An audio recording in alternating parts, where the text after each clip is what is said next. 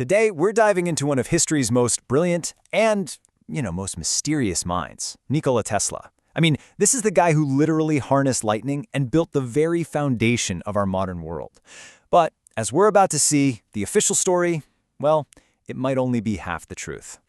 Right from the start, from the moment he stepped into the public eye, there were whispers and some pretty wild theories that followed him everywhere. Some folks, like researcher David Childress, have even floated the idea that his genius wasn't entirely of this world. And that mystique, that kind of otherworldly vibe, that became a huge part of his legend. So yeah, that's really the big question here, isn't it? Was he just a visionary, way ahead of his time? Or did he tap into some kind of knowledge so profound, so world-changing, that it actually had to be suppressed? Let's get into it.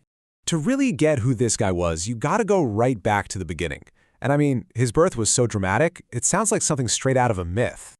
Okay, so Tesla was born on July 10th, 1856, right on the stroke of midnight in what's now Croatia.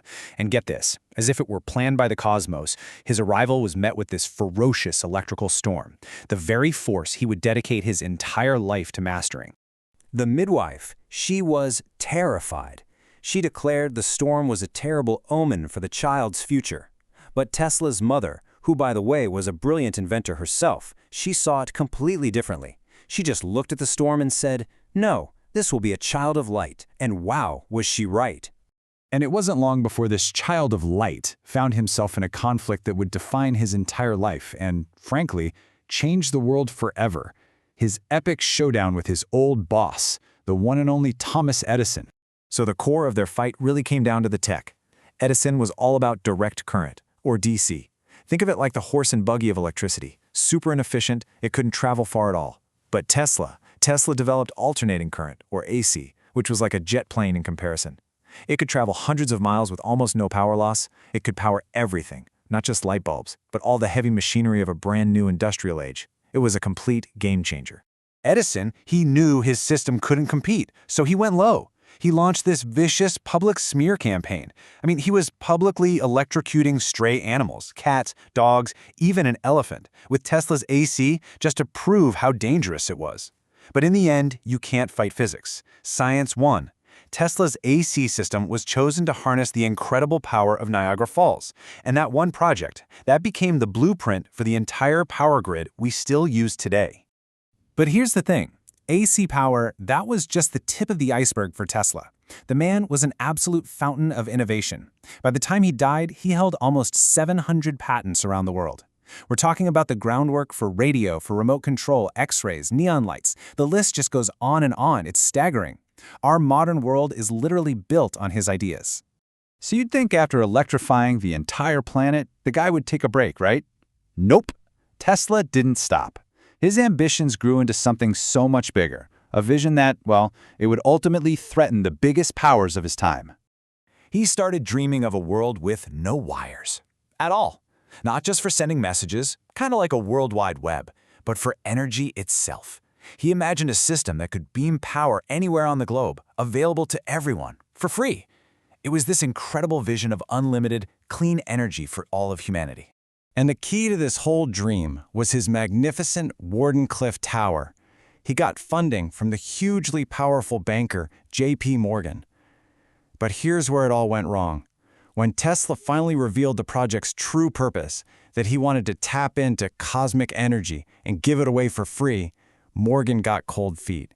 I mean, how do you put an electric meter on free energy? You can't. And just like that, he pulled the plug. And just like that, the project collapsed. The tower, this beautiful monument to a future that could have been, was torn down and sold for scrap metal to pay off his debts. This failure didn't just bankrupt Tesla, it completely broke his spirit. It was a turning point, and his public career just never really recovered. So the fall of Wardenclyffe, it kind of pushed Tesla and his most revolutionary ideas deep into the shadows. And this, right here, is where the story gets really murky, where fact starts to blur into legend and conspiracy. At the center of all this was what he called cosmic energy. He was convinced he'd found a brand new source of power. He described it as this energy from the universe itself, made of tiny particles zipping around faster than light, and it was everywhere in unlimited amounts. Think about that. If he was right, the entire fossil fuel industry would have been obsolete overnight. And then there was the death ray. That's what the papers called it. He called it teleforce. Now, despite that terrifying name, Tesla saw it as the ultimate peacekeeper. His idea was a particle beam that could create an impenetrable wall of energy around a country, making it impossible to attack. In his mind, if you make war physically impossible, then war just stops. And if all that wasn't wild enough, get this. While he was doing experiments out in Colorado Springs, his super-sensitive equipment started picking up these strange rhythmic signals, little beeps. After he ruled out every possible cause on Earth, and even from the sun, he came to a pretty startling conclusion. He believed he was getting a message from another world. So you've got free energy, death rays, signals from Mars, and it all leads to the final chapter of his life, which is just as mysterious as everything that came before it. On January 7th, 1943, Nikola Tesla died. He was alone and basically penniless in room 3327 of the Hotel New Yorker. The man who gave us the 20th century died without a friend in sight. But his story, it doesn't end there. Not by a long shot. What happened next is, well, it's why we're all still so fascinated by him.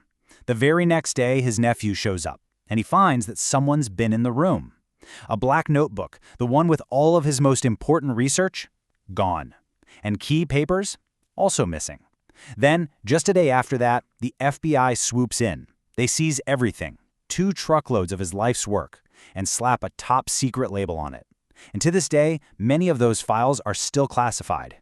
Which leaves us with the big question, doesn't it? Was Nikola Tesla just this tragic genius, a man whose dreams were too big, too grand for the world he lived in? Or was he a man who was silenced because he found something, free energy, an end to war, that could have changed everything for all of us forever? The truth, just like his files, might still be locked away.